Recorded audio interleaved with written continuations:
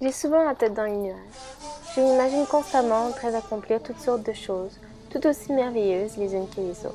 Certains de ces rêves se concrétisent, d'autres sont en train de devenir réels, et certains tombent dans l'oubli, probablement beaucoup trop idéalistes. Je rêve de beaucoup de choses. Je rêve d'aventures, de découvertes, d'expériences et de dépaysement. Je me vois, l'été de mes 18 ans, mon pack-sac sur le dos, portant la cage de mon chat d'une main et tenant un billet d'avion dans l'autre. Le sourire au coin des lèvres, le regard au loin, la flamme de l'aventure crépitant dans mes entrailles. Assise dans l'avion, direction le Portugal, dans la ville historique de Lisbonne, qui jadis fut le point tournant de l'Europe. À moi la découverte de ce fameux Porto, et pourquoi pas prendre un train pour aller à Porto? Rien de mieux pour s'imprégner d'une culture que de s'y intéresser. Le temps file à toute vitesse, et me voilà à Saint-Jacques-de-Compostelle, en Espagne. C'est important de prendre du temps pour se recentrer sur soi-même, pour se découvrir et se redécouvrir. La Terre tourne toujours à la même vitesse, depuis des milliards d'années, et pourtant, j'ai l'impression que le temps s'écoule plus rapidement lorsque j'ai du plaisir.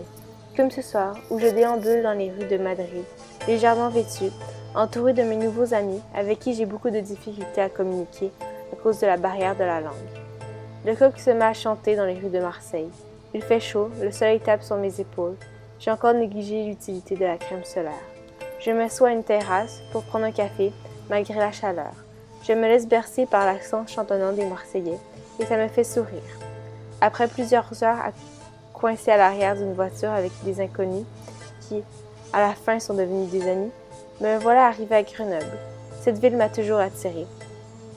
Est-ce peut-être à cause de son nom qui m'évoque la grenade, un fruit si atypique? J'espère pouvoir y faire des rencontres merveilleuses. Je croise les doigts et les orteils. Ici en Suisse, à Luzerne, les couleurs sont différentes. Chaque couleur rayonne, représentée par une pierre précieuse. Même mes yeux se transforment en diamants devant la beauté de ce pays, qui est si différent de ses voisins et qui fait tout pour acculturer cette différence caractéristique de leur singularité. Un petit détour à Zurich et me voilà déjà au Liechtenstein, ce si petit pays dont tout le monde oublie l'existence, à tort ou à raison.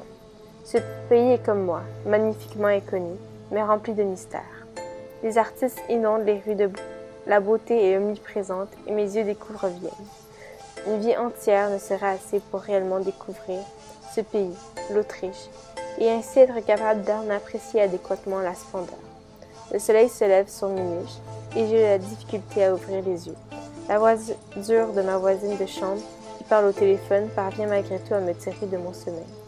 La rigueur plane dans l'air, mais un sentiment d'ouverture à l'autre et de désir d'aider remplit l'atmosphère. Je me sens bien, presque comme chez moi. Un train m'amène à Berlin. Il ne peut cligner des yeux, tant j'ai peur de manquer la chance de voir une beauté sans nom. La beauté est cachée un peu partout, il suffit de prendre le temps d'observer.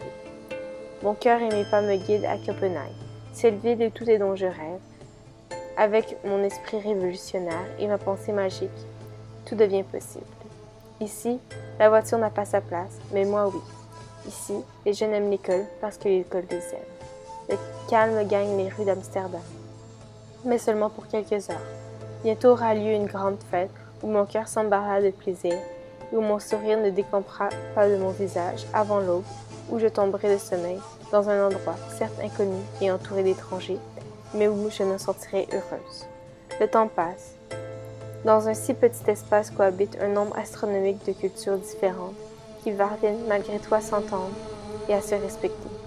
Me voilà à Bruxelles et je n'ai qu'une envie, me procurer le dernier livre d'Éric Emmanuel Schmitt et le dévorer. Quoi de mieux pour comprendre un auteur que de marcher dans les rues qui l'ont inspiré? Il pleut, mais c'est agréable. C'est ce qui fait la beauté de l'île. Cette ville tant critiquée pour ceux qui n'y sont jamais allés. Les amitiés fortes résistent à tout, même à la pluie et au temps. Je m'assois pour la dernière fois dans le train.